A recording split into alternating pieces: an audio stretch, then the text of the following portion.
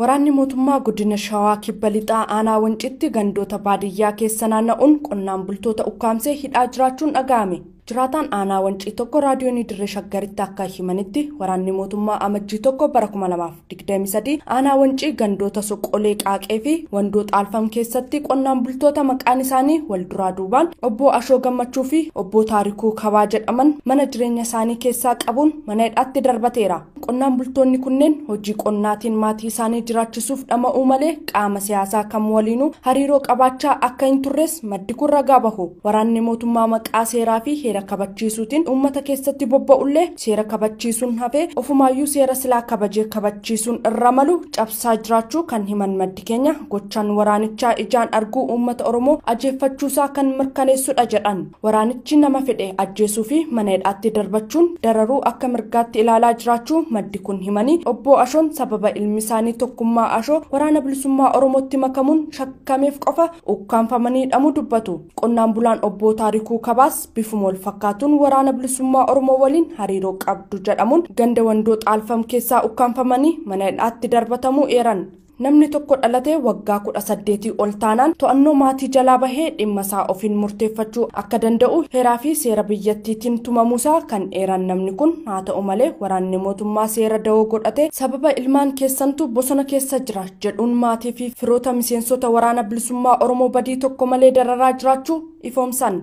Maddi keenya aanaa Wanciirraa odeessanuuf qoodan akka jedhanitti waraanni mootummaa raayyaa ittisa biyyaa yookaan makkalaakayaa jedhamu yeroo ammaa manneen barnootaa fi buufataalee fayyaa aanaa Wancii keessa qubatee jiraachuu raadiyoonii Dirree Shaggaritti himanii jiru. Waraanni lakkoofsaan hedduu ta'ee fi bakkoota adda addaa qubatee jiru kun bakka waraanni shanee jiru himuu baannaan isinumatu ergama shanee fudhatee biyya jeeqaa jira waan ta'eef walitti qabnee isin fixana jechuun uummatatti roorrisaa jira jedhan. Sababa kanaanis uummanni aanichaa oomisha alaa qabu akkatti sassaabbatu dhabe rakkoon marfamuun yaaddoo hammaataa keessatti akka argamu maddi keenya raadiyoonii Dirree Shaggaritti himanii jiru.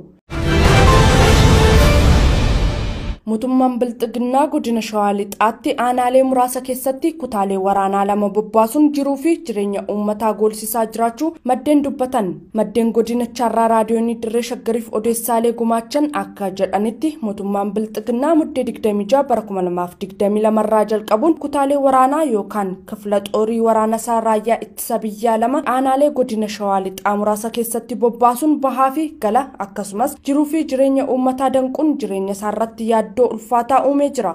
Aanaaleen godinichaa kanneen akka Amboo, Ilfataa, Cobii, Jalduu fi aanaaleen Gandabarat lameen kutaalee waraanaa jajjaboo mootummaan marfamanii dararaa argaa akka jiran kan eeran maddi raadiyoonii Dirree Shaggar milishoonni fi poolisoonni humna addaa Oromiyaas kutaalee waraanaa kunneenitti daandii agarsiisuu fi eeruu kennuudhaan waliin hirmaatanii nageenyi uummataa garmalee goolamaa jiraachuu ifoomsan. Waraanichi aanaalee kanneen keessaa eega qubsiifamee as namoota nagaa ajjeesuu, manneen jiraattotaa gubuu, qabeenya uummataa saamuu fi barbadeessuu sochii uummanni jireenya isaa gaggeeffachuuf taasisu hammeessaa jiraachuu ibsan. Waraanichi maqaa waraana bilisummaa Oromoo balleessuutiin aanaalee kunneenitti haa bobbaafamu malee akeekni isaa uummata nagaa ajjeesuu, dararuu, hidhuu, qe'eesaarraa buqqisuu, manaa fi qabeenya isaa barbadeessuu fi saamuun uummanni Oromoo mirga eenyummaa isaaf falmachuu mulqamee abdii kutachuun akka jilbeeffatu gochuudha jedhan. Umarrattis uummanni kaayyoo fi galma sirna Bilxiginnaa kana hubachuu madditti of eeggannoo barbaachisu gochuun qabsoo eenyummaa isaa badii irraa hambisu kamiyyuu gochuu akka qabu maddi keenya dhaamaniiru.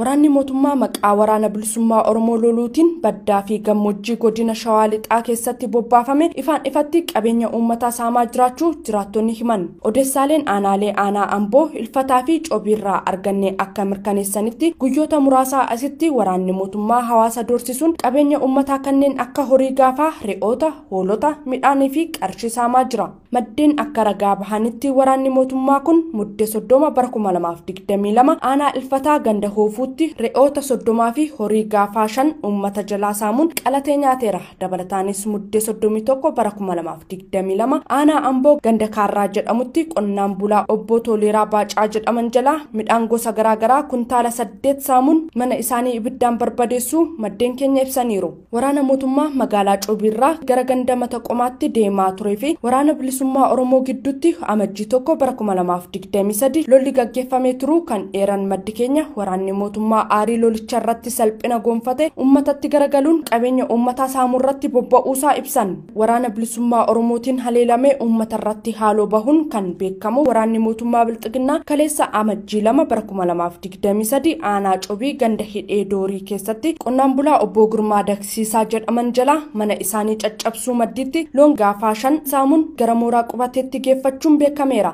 Akkasumas qonnaan bulaa obbo Magarsaa Kabbadaa jala loon gaafaa 7 fi hoolota 10 fudhachuun yoo ibsamu qonnaan bulaa obbo Fuqaaduu Guutaa jedhaman jalaas mana jireenyaa isaanii cabsuun qarshii 80,000 fudhachuun maddeen keenya himaniiru.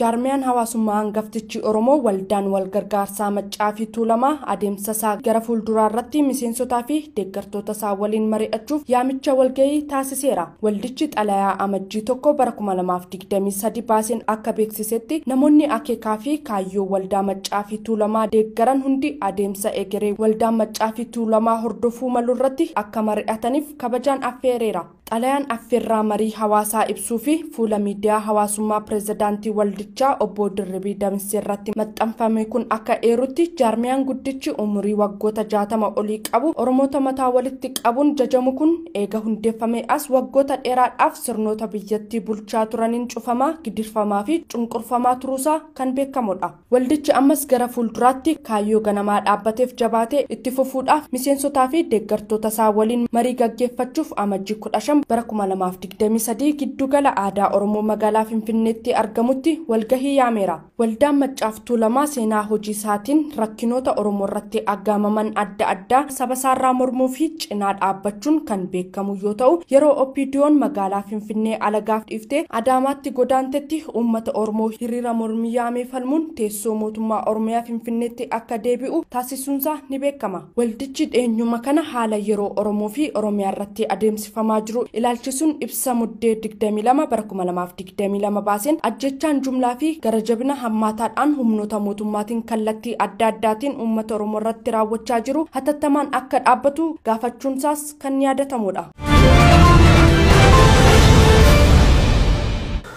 Hundeeffamni magaalaa Shaggar kan mormiin jabaan isa mudatee ture asxaan isaa ifamuun gabaafameeti jira. Akka gabaasaaleen miidiyaa mootummaa agarsiisanitti asxaan magaalaa Shaggar kan ifame faajjii sirna gadaa fi aadaa hammatee miidhagee jira. Dabalataanis faayamni faajjii gadaa fi ardaan ilaalama guutuu mallattoo geengootiin asxaa Shaggar irra jiru agarsiistuu ibsama eenyummaa Oromooti jechuun gabaafameeti jira.